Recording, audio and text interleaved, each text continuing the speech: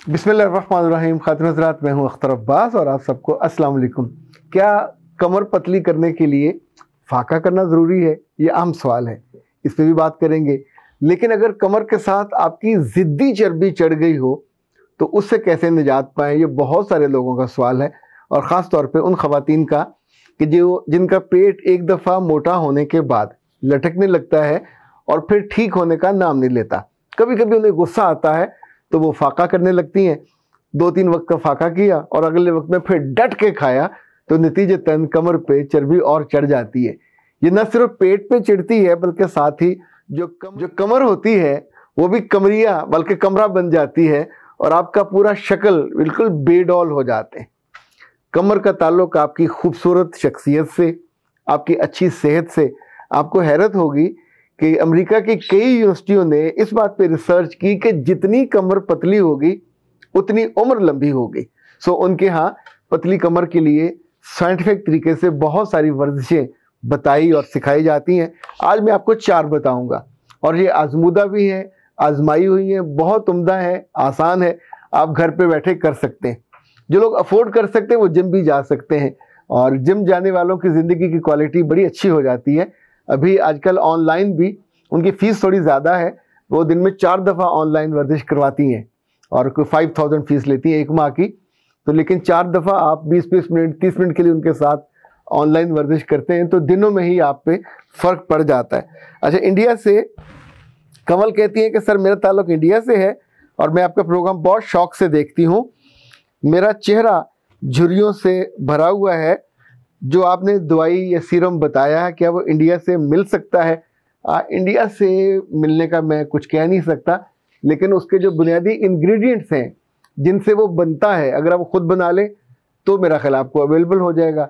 और बेहतर ये कि आप डॉक्टर नौशीन साहिबा से बात कर लें क्योंकि इस सीरम की बनाने वाली वही हैं। यानी इस वक्त तो पाकिस्तान में लाइन लग गई है जब से उन्होंने सीरम बनाए। इससे पहले तो सीरम का नाम भी कभी हमने सुना नहीं था। ऑयल तो सुनते थे पर सीरम वाज बिल्कुल न्यू। और अभी मैं कल देख रहा था फेसबुक पे कि दसियों लोगों ने, और ज़ाहिर है वो उस सीरम में केमिकल डालेंगे और केमिकल से फिर रद्देमल होता है, रिएक्शन होता है। ये आप उनसे बात करके डॉक्टर साहबा से 03014585 वो 2 बजे से 9 बजे तक कॉल लेती हैं और उनकी सेक्रेटरी लेंगी। आप उनसे बात करके कि मैं इंडिया से हूँ पूछ लीजिएगा। अच्छा जी, हिफ्सा कहती हैं सर आपकी बात मानकर मैंने वॉक शुरू की थी और मुझे बहुत अच्छा रिजल्ट मिला है और मैं सिर्फ आपका शुक्रिया अदा करने के लिए अभी आई फील गुड, मैं अपने जिस्म को तरोताज़ा फील करती हूँ।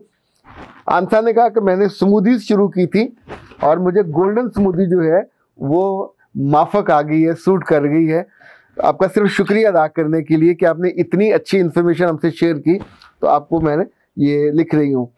और नादिया ने कहा सर शादी से आपका जो प्री मैरिज कोर्स है उसे किस तरह से बुक किया जा सकता है?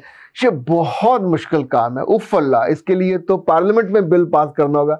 अल्लाह के बंदो, अपना नाम, ईमेल, व्हाट्सएप नंबर, 3 चीज़ें, और एक फ़ीस का जो आप जमा कराओगे इजी पैसा में या जायज़ कैश में, तो आप उसका हमें फ़ौरन वो बना देते हैं, जो अक्स होता है, क्या कहते हैं उसको, स्क्रीन शॉट, वो भिजवा दीजिए और हमारी टीम आपको उसका पासवर्ड भेज देगी, यूज़र नेम भेज देगी। आप अपने मोबाइल पे, सिस्टम पे अगले 50 घंटे बड़े आराम से वो करेंगे। मरियम ने कहा कि सर ग्लूकोफिश के क्या साइड इफ़ेक्ट्स हैं? बेटा वैसे तो ये ज़ियाबीतिस की मेडिसिन है, सारी उम्र खानी पड़ती है और इसके खाने से स्पर्म्स मर जाते हैं। इसके खाने के बाद आमतौर पे मेल इरेक्शन ख़त्म हो जाती है, ये उसके साइड इफ़ेक्ट्स हैं।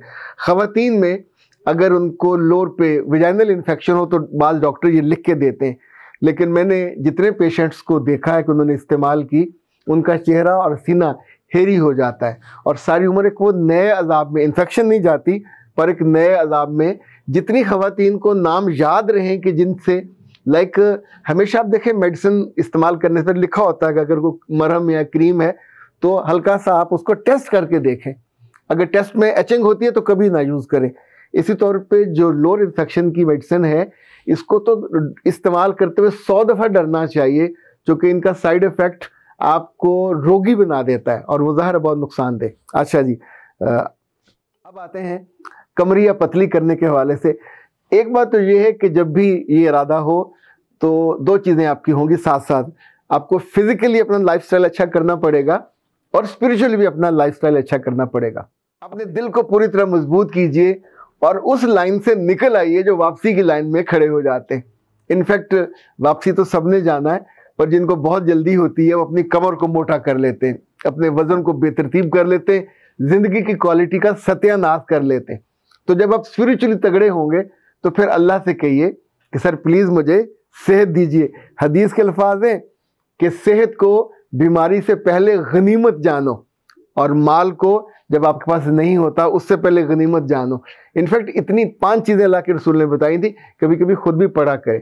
अच्छा जी, आपका लाइफस्टाइल अच्छा होगा, आप दिखने में खुद को अच्छे लगोगे, तो आपके पास एक बहुत ख़ास तरह की मोटिवेशन और इनिशिएटिव होता है अच्छा लगने का। जो पहली वर्जिश है, पेट को कम करने के लिए, लटके हुए पेट को वापस करने के लिए, या अपनी ज़िद्दी चर्बी को, ये एक दिन में नहीं होगा, हफ्ते में भी नहीं होगा, ये आपको मुश्किल करना होगा ताकि आप एक्टिव भी रहो और आपकी चर्बी होले होले, देखिए चर्बी जमा हुई है फौरन नहीं पिघलेगी, ये को आग थोड़ी है नीचे कि आपने उसको पिघलाया और वो पिघल जाएगी, ये धीरे धीरे पिघलेगी। आप बिल्कुल ज़मीन पे लेट जाएंगे फ्लैट, आपके हिप्स ज़मीन पे होंगे, पाँव ज़मीन पे होंगे, आपके शोल्डर भी ज़मीन पे होंगे, और उसके बाद आप आंखें बंद करके अपने पेट को अंदर की तरफ खींचोगे ज़ोर से, जितनी देर खींच सकोगे।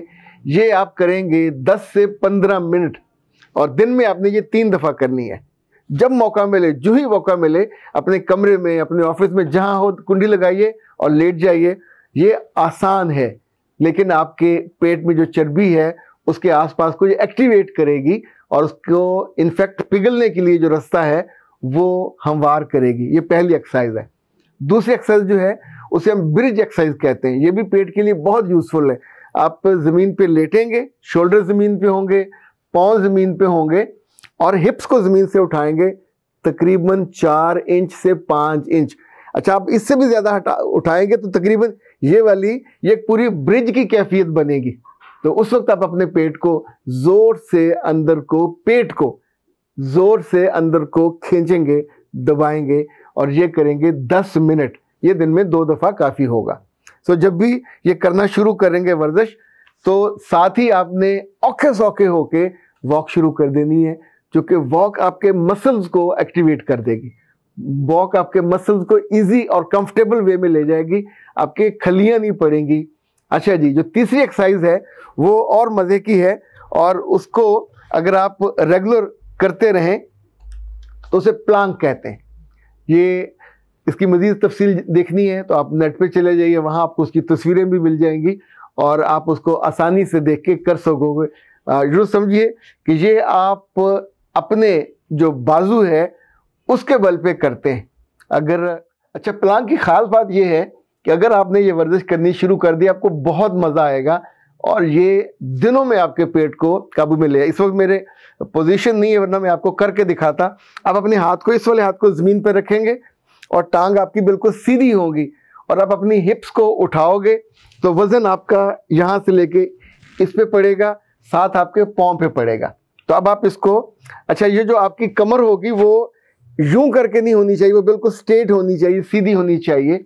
और ये जो वज़न है जब आपके सिर्फ हाथ पे नहीं पड़ेगा, ये आपके सारे बदन के, पेट के मसल्स पे पड़ेगा और ये आपको बहुत हेल्पफुल होगा। सो प्लांक वाली बेहतर ये है कि इसको विजुलाइज करते करते आप अपने नेट पे जाइए और लिखिए कि प्लांक एक्सरसाइज मैंने करनी है। तो मुझे प्लीज, उसके 2-4 रॉन्ग तरीके भी हैं, वो मत कीजिएगा। रॉन्ग तरीकों में ये वाला आता है कि जिसमें आपकी जो कमरिया है वो दोहरी हो जाती है और वो ठीक नहीं रहता। अच्छा, दूसरा, उसी एक्सरसाइज को करते हुए, ये दोनों, ये वाल जो कोहनी तक का है, आप ये ज़मीन पे रखेंगे और पाँव आपके इधर उल्टे होंगे, पीछे होंगे। तो अब आप अपने पूरे बदन को इन बाजुओं की मदद से ऊपर उठाएंगे और उसमें भी आपकी कमर को सीधा रहना चाहिए। ये भी बहुत आसान और बहुत मज़ेदार वर्जिश है। थोड़ी सी मुश्किल होगी, लेकिन इसकी जो रिज़ल्ट है वो गारंटीड है। और जो आखिरी आज की वर्जिश है वो रशियन वर्जिश कहलाती है, वो रशियन ट्विस्ट कहलाती है। अच्छा जी, इसमें करना ये कि आप ज़मीन पे बैठेंगे हिप्स के बल पे और अपनी टांगों को, दोनों को अपने हाथों से जैसे आप इकट्ठा करते हैं, तो शुरू के 10 दिन आपने ये करना है कि एक फुटबॉल लेना है जो आपके इस हाथ पे रखा होगा। तो जब आपने अपनी टांगों को ऐसे पकड़ा हुआ होगा तो यानी यूं वाली कैफियत होगी, ये आप हैं, ये आपकी टांगे हैं, और वहां से आप हाथ से उल्टे हाथ से बॉल को उठाएंगे, दाएं से उठा के बाएं पे रखेंगे और इसको बाएं से उठा के दाएं पे रखेंगे। ये करनी है आपने 10 से 15 मिनट। शुरू में मुश्किल होगी पर बहुत शानदार है। आपका पेट नजर नहीं आएगा, वो जो जिद्दी चर्बी है, वो जो चर्बी मूवेबल है, मुतहर्रिक चर्बी, वो सब इससे ज़ाइल होंगी। और दूसरा 10 दिन के बाद फिर आपने वो जो डिम्बल होता है वो भी इसी तरह का होगा, उसके दोनों साइडों पे वजन होता है, अब वो पकड़ने के लिए वो यहाँ रखेंगे और अपने बदन को यूं ही पकड़ के रखेंगे। मैं इंशाल्लाह अगली दफ़ा ट्रैक सूट पहन के आपको ये वरिस्ट बना के करके दिखाऊंगा ताकि आसानी हो जाए।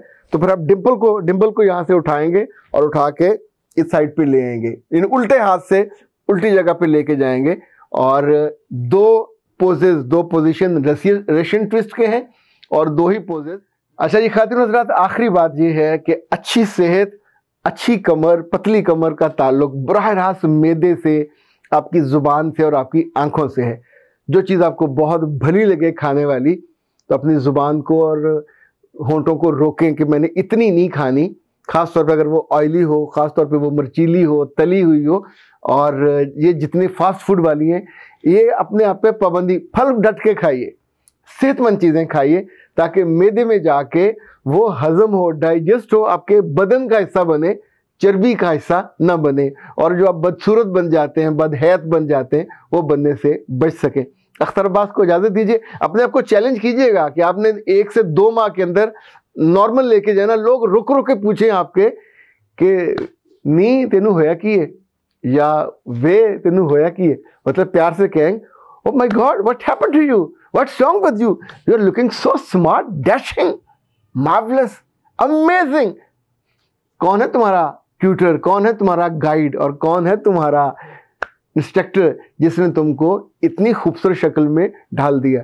तो फिर सही नाम बताना हो तो वो बता दीजिएगा, वरना तकब्बर से कहिएगा कि ये मैं खुद ही, मुझे ये अकल आई थी, मैंने ही अपने आप को रीशेप किया है। अख्तर अब्बास को दीजिए इजाज़त। अस्सलाम वालेकुम।